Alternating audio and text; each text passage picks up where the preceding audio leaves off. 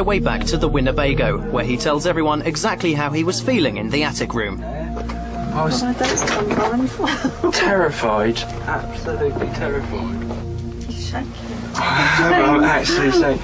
I heard something on the stairs and it sounded like floorboards bending, almost like someone had trodden on them, and I was so sure that I was going to see something come up over that little bit above the stairs. Breathe from up. I'm glad I done it anyway. Yeah, absolutely, so proud of you. Finally, skeptic Chris French enters the house to see if he can pick up on any of the sensations experienced. The top bedroom, this is where James was just sitting. I'm going to turn this torch off. I'm going to sit here quietly for a minute or two. I'm not getting any sense of presence, I'm afraid. I can quite appreciate why, if you did think you had a ghost, these would be the areas that you'd be worried about. But I don't think there's a ghost. So, I think I'm out of here. So despite everyone else's experiences, Chris feels nothing. The next day, everybody's had time to reflect on the night's events. Last night was definitely the worst experience I've ever had in the house. I thought it was quite creepy when we were just downstairs, and I had no idea that it could get any worse than that. And upstairs in Marie's room was really, really horrible. Yeah, I was like a bit nervous in the front room. It was most, I don't know, I felt uneasy in there, like I felt like someone was on the stairs looking. If you were to leave now and leave it with us, I'd move, putting it bluntly. On the sound equipment I had set up in the house last night, I have captured a couple of sounds. I need to take those away and enhance them a little, trying to ascertain what they are. The more interesting part is that our sound recordist actually said that he heard a woman wail. Myself and Mia also report hearing the same sort of sound, but none of that was actually captured on tape. Another interesting aspect of last night's vigil was that on a number of occasions people reported strange smells, sometimes kind of so overpowering that they actually felt nauseous. And that was very reminiscent of a number of well-documented cases of outbreaks of hysteria, where people have reported strange smells or strange tastes in the water, to the extent that they've actually thought that there was some attempt going on to try and poison them. And experts have been brought in and shown that actually there was nothing like that going on at all. It was all down to the power of suggestion. For centuries, many have believed in the afterlife, and some the existence of spirits walking the earth. But how would you feel if you thought you shared your home with a ghost? Tonight, Mia says that she'll rid the Portsmouth house of what they claim is lurking there. She'll concentrate her energies on locating the menace, expelling it from the house, and moving it on to the next world. It's time for the clearing to start. Okay, let's do it.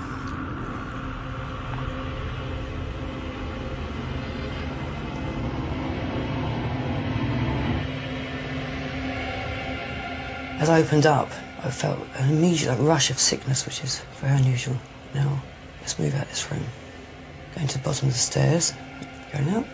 I'm at the top of the stairs, and I can see a black mass, like a black outline. And behind it, I can see I think it's a woman, but it's behind it. It seems that Mia has been confronted with not one, but two presences. And the formless shape that Mia claims to see appears to be acting aggressively. Okay, it's coming towards me, so I'm going to come backwards. Mia is forced to retreat. I'm going down. The woman looks really nervous, as if she's now coming back. Concentrate on one. Oh, I'm in back here. Concentrate. Okay. It's not in the room, it's just outside the room in the corridor. And it's tall, it's like my height. But it won't go into a shape, it's just like moving and changing. It's like a deep shadow. I really want it to be a person. Hold on. And then something very strange happens. I can see my brother. My dead brother. He's telling me it's not good. Mia claims that her late brother appears only when he senses she may be in danger, so she calls on Eric for support. Okay, bear with me, hold on. I'll talk to Eric a minute. But Eric has disturbing news. It was not going to work. Mia claims that Eric has just told her that the door, the spiritual gateway that she normally uses to expel unwanted presences, will not work in this situation. Eric's just told me to absolutely concentrate on it for a minute, just concentrate on it. Finally, Mia says the dark form begins to partially reveal itself. I can see her face now in the top of the shadow. It's not like a real face, it's like a shaved head and eyes all red. I can't question it. I've got to send it over and hopefully talk to the woman. Mia believes that the female presence is not a threat and that she should expel the dark form. I can see it by the bookcase. I see Eric to one side of it, and I see lines of light, as if, and the light's both sides of it now. Hurling of abuse.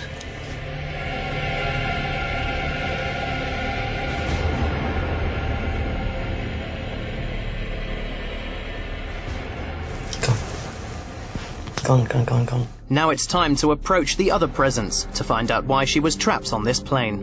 When she died, this thing stopped her from going over. It's as if it blocked. She's been trying to get attention because she couldn't get past it. And she's very sweet, she's very nice.